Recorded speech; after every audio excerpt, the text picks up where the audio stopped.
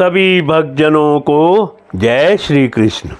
श्री मैत्रेय जी ने कहा, विदुर जी, फिर जब अंत काल उपस्थित हुआ तो वीरवर पृथु ने अपने चित्त को दृढ़ता पूर्वक परमात्मा में स्थिर कर दिया। ब्रह्म भाव में स्थित हो जाने पर उन्होंने अपना शरीर त्याग दिया। उन्होंने एड़ी से गुदा के द्वार को रोककर प्राण वायु को धीरे धीरे मूलाधार से ऊपर की ओर उठाते हुए उसे क्रमशः नाभि, हृदय, वृक्षस्थल, कंठ और मस्तक में स्थित किया। फिर उसे और ऊपर की ओर ले जाते हुए क्रमशः ब्रह्मरंध्र में स्थिर किया।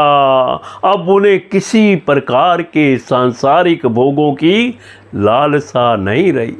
फिर यथास्थान विभाग करके प्राण वायु को समष्टि वायु में, पार्थिव शरीर को पृथ्वी में और शरीर के तेज को समष्टि तेज में लीन कर दिया। हृदय कशादि देहाविच्छन आकाश को महाकाश में और शरीरगत रुद्रादि जलीय अंश को समष्टि जल में लीन किया। इसी प्रकार फिर पृथ्वी को जल में, जल को तेज में, तेज को वायु में और वायु को आकाश में लीन किया। तदंतर मन को सविकल्प ज्ञान में जिनके अधीन वह रहता है, उन इंद्रियों में इंद्रियों को उनके कारण रूप तन मात्राओं में और सूक्ष्म भूत तन मात्राओं के कारण अहंकार के द्वारा आकाश, इंद्रिय और तन मात्राओं को उसी अहंकार में लीन कर अहंकार को मैं तत्व में लीन किया। फिर संपूर्ण गुणों की अभिव्यक्ति करने वाले उस मैं तत्व को मायापादिक जीव में स्थित किया। तदंतर उस माया रूप जीव की उपाधि को भी उन्होंने ज्ञान और वैराग्य के प्रभाव से अपने शुद्ध ब्रह्म स्वरूप में स्थित होकर त्याग दिया। महाराज पृथु की पत्नी महारानी अर्ची भी उनके साथ वन को गई थी। वे बड़ी सुकुमारी थी, पैरों से भूमि का स्पर्श करने योग्य भी नहीं थी। फिर भी उन्होंने अपने स्वामी के व्रत और नियम आदि का पालन करते हुए उनकी खूब सेवा की और मुनि व्रति के अनुसार कंद मूल आदि से निर्वाह किया। इससे यद्यपि वे बहुत दुर्बल हो गई थी, तो भी प्रियतम के कर स्पर्श से सम्मानित होकर उसी में आनंद मनाने के कारण उन्हें किसी प्रकार का कष्ट नहीं होता था। अब पृथ्वी के स्वामी और अपने प्रियतम महाराज पृथु की देह को जीवन के चेतना आदि सभी धर्मों से रहित देख उस सती ने कुछ देर विलाप किया। फिर पर्वत के ऊपर चिता बनाकर उसे उस चिता पर रख दिया।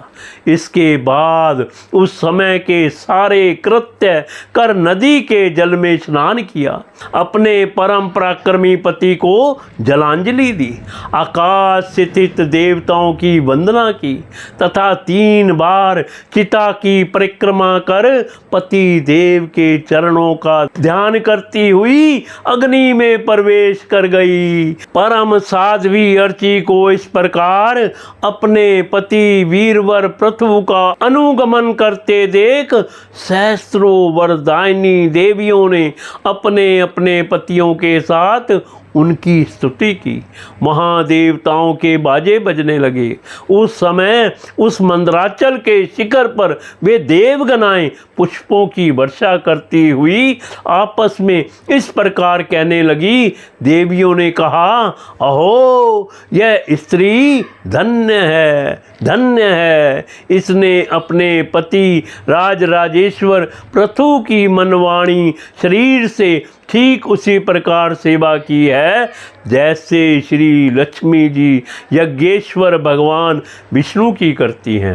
अवश्य ही अपने अचिंत्य कर्म के प्रभाव से यह सती हमें भी लांग कर अपने पति के साथ उच्चतर लोकों को जा रही है। इस लोक में कुछ ही दिनों का जीवन होने पर भी जो लोग भगवान के परम पद की प्राप्ति कराने वाला आत्मज्ञान प्राप्त कर लेते हैं, उनके लिए संसार में कौन पदार्थ दुर्लभ हैं।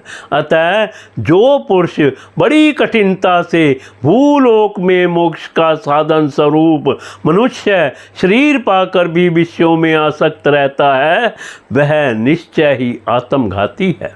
हाय हाय, मैं ठगा गया। श्री मैत्रेय जी कहते हैं, विदुर जी, जिस समय देवगणाएं इस प्रकार स्तुति कर रही थी, भगवान के जिस परम धाम को आत्मज्ञानियों में श्रेष्ठ भगवत प्राण महाराज पृथु गए, महारानी अर्ची भी उसी पति लोक को गई। परम भागवत पृथु जी ऐसे ही प्रभावशाली थे, उनके चरित्र बड़े उदार हैं। मैंने तुम्हारे सामने उनका वर्णन किया।